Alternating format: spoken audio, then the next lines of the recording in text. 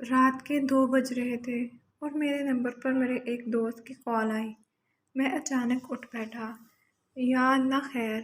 اس وقت کال، اور وہ بھی خالد کی۔ میں نے ڈرتے ہوئے کال اٹینڈ کی تو آگے سے عائشہ کی آواز، یعنی خالد کی وائف۔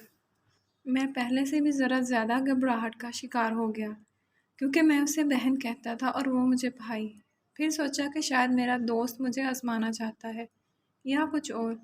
پھر سوچنے لگا کہ اس وقت دوست کے نمبر سے کال اور آواز اس کی بیوی کی۔ خیر میں نے سلام کیا تو کہنے لگی، گھبرانے والی کوئی بات نہیں، تم ذرا غور سے میری بات سنو۔ میں گھر کی چھت پر ایک کونے میں جا کر اس کی بات سننے لگا۔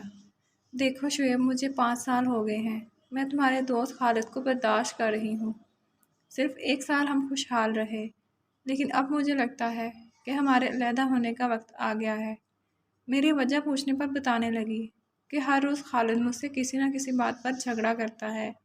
کبھی زین کو ڈانٹتا ہے، کبھی مجھے 6 بجے ناشتہ بنانے کا کہتا ہے، کبھی ڈرامہ دیکھتے ہوئے سے چائے یاد آ جاتی ہے، کبھی کچھ کبھی کچھ۔ آج بھی ہم نے آپس میں کافی بحث و مباحثہ کیا۔ تم اگر اس سے میری جان چھڑوانے میں میری ہیلپ کرو تو میں زندگی بھر تمہاری احسان مند رہوں گی۔ یہ سب سن کر جیسے میں تو کومے میں چلا گیا۔ میرے لیے یہ ایک بھیانک چیز تھی۔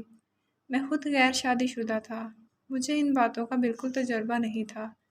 اوپر سے اس نے کسی کو یہ بات نہ بتانے کی قسم دی تھی۔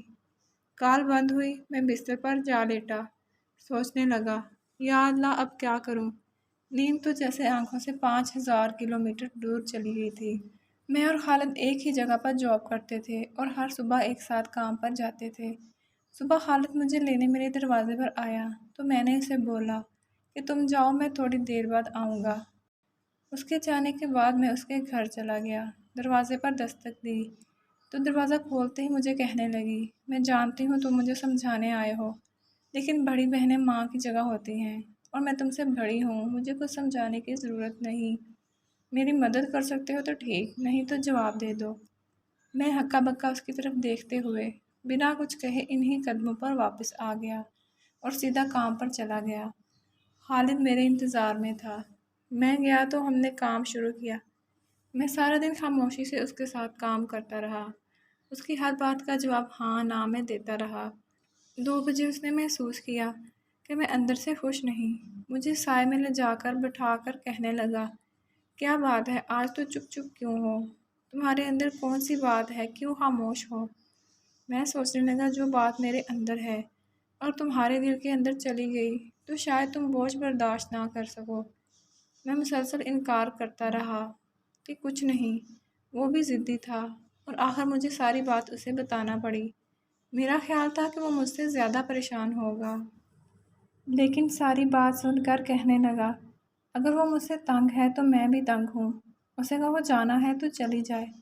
اب میرے لیے ایک اور پریشانی کا اضافہ ہو گیا، جو کہ ان کا 4 سالہ بچہ ہے، اس کا کیا بنے گا؟ وہ یا تو پاپا یا پھر ماما کہنے سے مجبور ہو جائے گا۔ شام کو میں گھر آیا، کچھ سوچا، اپنے دل سے مشورہ لیا اور صبح کام پر چلا گیا۔ میں نے جاتے ہی خالد کو مشورہ دیا کہ تم ملک سے باہر چلے جاؤ، یہاں تمہارا گزارا نہیں، اور مجھے یقین ہے تمہارے گھر کے معاملات بھی ٹھیک ہو جائیں گے۔ جب اللہ چاہے تو چونٹی سے بھی کام لے لیتا ہے۔ 3 مہینے مشکل سے بیوی کے ساتھ گزارنے کے بعد خالد نے ہم سب کو الوداع کیا اور ملک سے باہر چلا گیا۔ اسے ایئرپورٹ چھوڑنے بھی میں اور میرا ایک دوست گئے۔ میں نے اللہ کا شکر ادا کیا اور گھر واپس آنے کے بعد میں معمول کے مطابق کام پر جانے لگا۔ خالد سے ہر ہفتے فون پر بات ہوتی تھی۔ میں نے اس کی باتوں سے اندازہ لگایا کہ وہ خوش ہے اور گھر میں پیسے بھی بھیجتا ہے۔ کچھ میں نے اپنے گھر سے سن رکھا تھا کہ خالد کے گھر کا ماحول ٹھیک ہو چکا ہے اور اس کا بیٹا اسکول جاتا ہے اور اچھا پڑھتا ہے۔ کچھ عرصے بعد میں اپنی بہن کے ساتھ خالد کے گھر گیا اور بھابھی کپڑے سلائی کر رہی تھی۔ میں نے اندر داخل ہوتے کہا، ہاں بھئی بہن جی، سناؤ پھر کیسا لگ گیا تانوں میرا پلان؟ ہنستے ہوئے کہنے لگی، کسی کا گھر بچانے والوں کو اللہ تعالیٰ کبھی ویران نہیں کرتا۔